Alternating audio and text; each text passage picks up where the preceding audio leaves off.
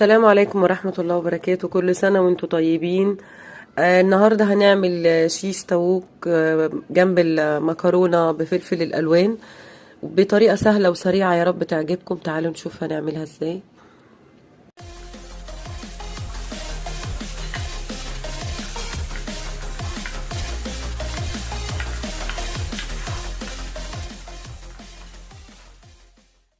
المكونات اللي معايا النهاردة التوابل ديت توابل سهلة: كمون، فلفل أسمر، بابريكا، فصين توم، جنزبيل أساسي، ملح وهزود الملح يعني برضو، كمون وتلات انصاص توم، ليمون، معلقتين صلصة، صويا صوص لو في ماشي، مفيش ممكن بدلها معلقة سكر. دي مية بصل، انا عاملة مية بصل برضو عشان تبقى فيها.